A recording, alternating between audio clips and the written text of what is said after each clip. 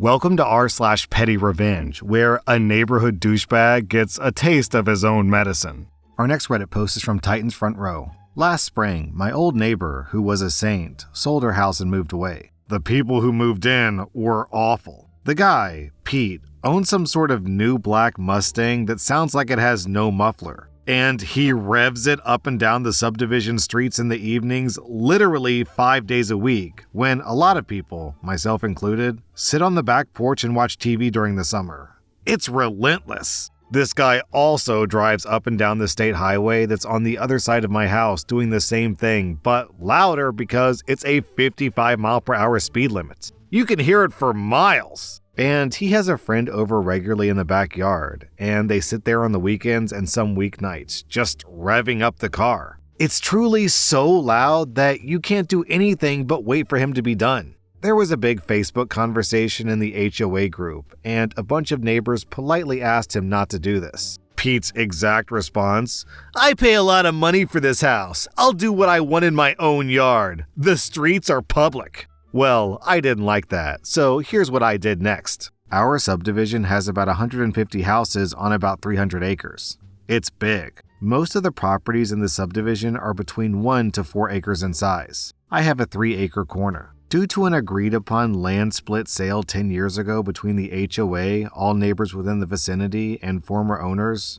my next-door neighbor's house is on the smallest piece of property in the subdivision at a half an acre. Well, I know from 15 years of living here that anytime I have a fire on the side of the yard next to Pete's, the smoke is guaranteed to travel in the direction of Pete's house. I know this because I couldn't ever have a fire when my old neighbor was outside, as it would literally fill her backyard with smoke if ever the wood had even a hint of moisture in it. So I moved my fire pit about a dozen years ago to the other side of my house and towards the road so that I could be a good neighbor. And, Pete letting me know that he wouldn't quit making noise reminded me that I just loved having my fire pit right in the middle of my backyard. It took me a single weekend to dig up the pavers and blocks, move them back to my preferred spot, and get myself a fire going in my new fire pits. I just need to wait until Pete had people over. I made sure the inaugural fire was a good one.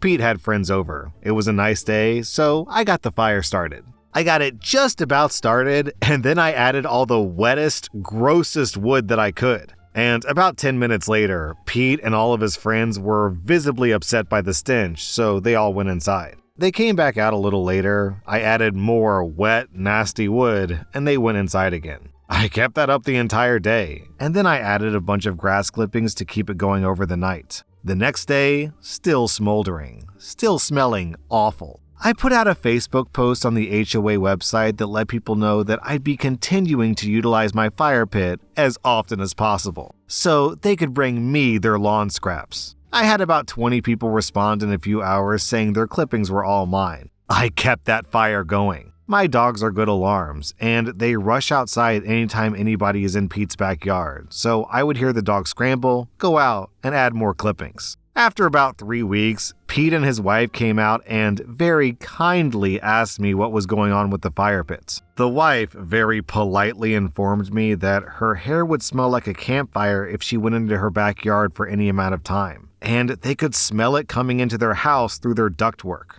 Pete said that I was making it hard for him to enjoy his backyard with his friends. They asked me if I could ease back with the fire because I probably didn't know that it was impacting so much of their home life. I looked at him and his wife, and I said that it was clear that sometimes we didn't recognize how big of an effect something could have on our neighbors until they told us about it. But then I said, as objectively as possible, that I normally live by the same "I'll do what I want in my yard" thought process as Pete does. I have a right to enjoy my yard. I looked at Pete dead in the eyes and said, "And I know you support that because of how the conversation concluded about your car, right, Pete?" He looked at me like I scratched his favorite CD. He knew what I was doing. And his wife looked at him, and it just dawned on her. She said she gets it, and we won't hear the Mustang anymore. And I said, thanks. I took a gamble and put the fire out right after that.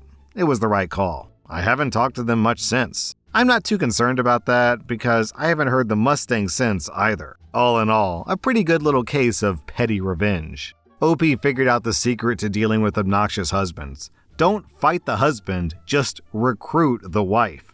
Our next Reddit post is from Mellow Odds. This happened years ago while I was working at a craft store. Like most craft stores, there were walls of glass, ceramics, and other very breakable, very sharp items for sale. And this day, I was stocking one of these fragile sections. A woman came in with what felt like over 10 children under the age of 15. But it turned out to only be 4 kids, and she let them loose to play tag and Marco Polo in the aisles while she shopped. After I collided twice with these kids because they weren't watching where they were going, I decided to hunt down the mom before they or I got hurt. I had worked well enough customer service to know that if you asked directly for them to control their kids, they would get mad and refuse out of principle more often than not. I decided to be sneaky and stand in the same aisle as her and pretend to be stocking something near her and spoke into my work headset without actually pressing the button. Hey, did anyone get the broken glass from aisle 13?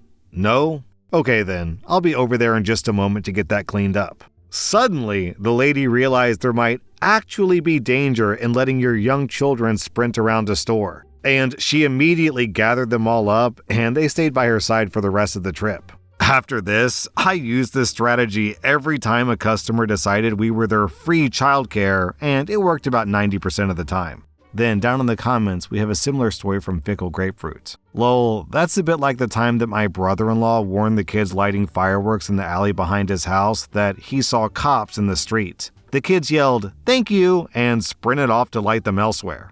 So if you have a good heart, you probably thought that the woman got her kids because she didn't want them to get cut by the glass. But if you're cynical, you probably thought that she went to go get her kids because she didn't want to get blamed for them breaking the glass so she would have to pay for it. Considering how clueless and selfish this woman is, I'll have to guess that it was the second one. Our next Reddit post is from Eckerty. I have a friend, Lisa. She's in her 50s, has been married forever, and has spent way too much of that time putting up with her nightmare of a husband. Lisa had thought about divorcing him more times than she can count, but she always hesitated because she knew that he would turn the process into a living hell. Well, 2 months ago, Lisa finally snapped. She decided it was time to break free and filed for divorce. Cue her husband, let's call him Todd the Terrible, immediately proving her right by going full-on paranoid spy mode. First, he installed surveillance cameras all over their house, which unfortunately is technically legal in our country as long as he lived there too.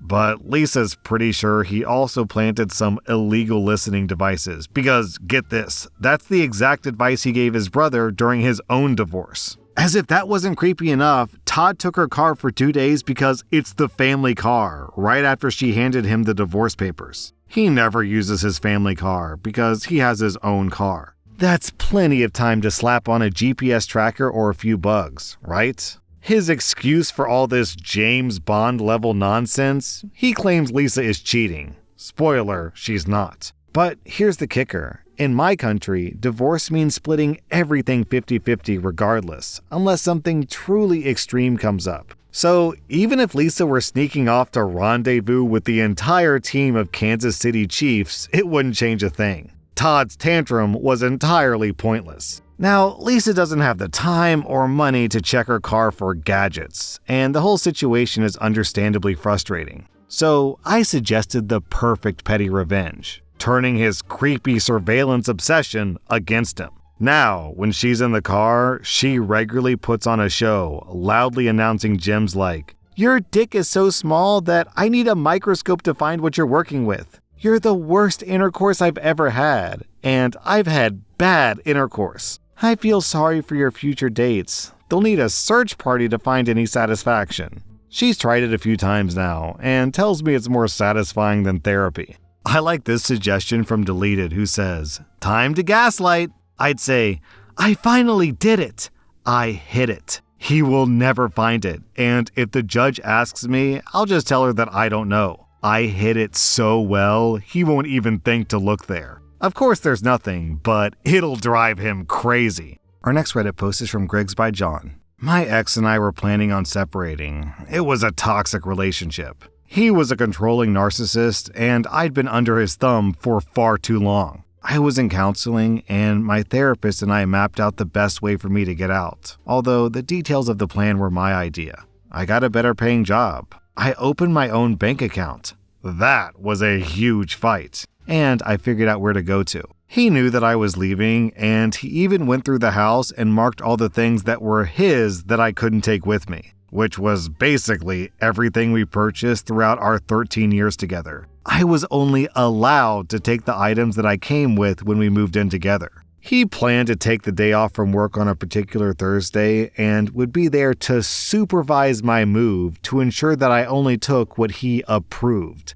That's where my plan began. The Saturday before his planned date, I scheduled to move after he left for work. He worked long days, so I knew that I could pack and leave before he returned. About an hour after he left, my friends and family showed up with boxes and tape and a moving truck. I parked it out back so my neighbors didn't see it. In less than 4 hours, all my belongings were packed and on the truck, and I pretty much stuck to his rules, because I didn't want reminders of our life in my future. Before I left in the truck, I went through and grabbed every single towel, washcloth, sheet, toilet paper, paper towel, napkin, and tissue.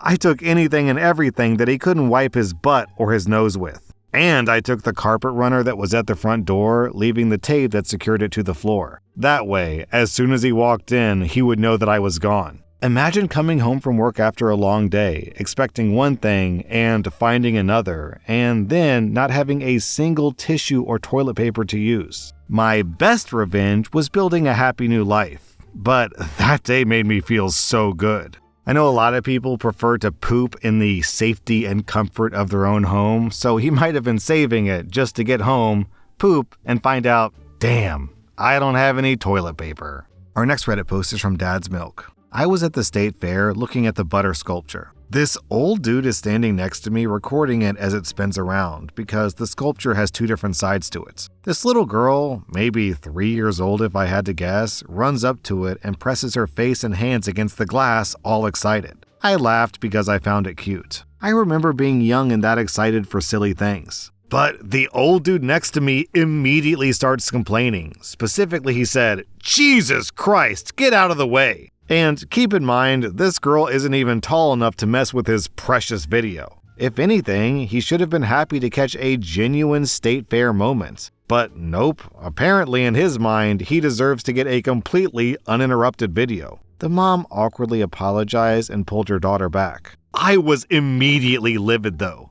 As soon as it got to the point that the butter sculpture was turning to the side that he hadn't recorded, I slowly walked in front of him and past his camera so that I blocked all the important stuff. As I was walking away, he goes, "You're a real butthole, you know that?" And I shot back, "Dude, what does that make you? You yelled at a little girl because you need your video that bad." He huffed and puffed and goes, "Well, you're still a butthole." I just laughed and kept walking away at that point. I made eye contact with the mom before I left though. She had a huge smile on her face, gave me a nod and mouthed, "Thank you." One of the most satisfying moments of my life, honestly. I've never seen a butter sculpture, so I hit up Google and sure enough, it's just sculptures of things made out of butter. And, I guess they're cool. So I have to imagine that this old dude took the video, sent it to his grandkids, and was like, "Hey kids, check it out. It's a sculpture of a cow, but it's made out of butter." And his grandkids were like, "Cool, Grandpa. Really neat." So that's probably what was at stake here. He yelled at a little girl to get a boring video that he can send to his grandkids who definitely don't care. Our next Reddit post is from Courage OK. I have teenagers and a husband who works from home. I work a demanding job with fairly long hours, but I don't mind cooking when I get back as I enjoy it and can whip up a meal in under 20 minutes if I need to. So the deal is, I'll cook and my husband and the kids get cleanup duty. The problem is that they're all extremely messy and aren't at all bothered by a dirty, messy kitchen. Whereas a dirty kitchen is the one thing that really upsets me. So after a long, hard day at work, I'd get back to a filthy, dirty kitchen and have to clean it before I could start cooking. I got tired of nagging them and screaming. It just elevated my stress levels. So instead, I would get some food at work, arrive home, sit at the couch, and read my book. After a while, someone would ask what was for supper. I would say, "I don't know, I can't really do much in a dirty kitchen," and carry on reading my book. I wouldn't end up cooking that evening as it got too late, and everyone else would have to have cheese on toast, much to their disgust. Now when I get home, the kitchen is spotless and the dishwasher is on. Problem solved. Ah yes, the finding out phase of being a teenager, an important lesson that everyone has to go through at some point. That was r/Pettyrevenge, and if you like this content, check out my podcast where I publish the exact same episodes. Also, hit that subscribe button because I put out new Reddit videos every single day.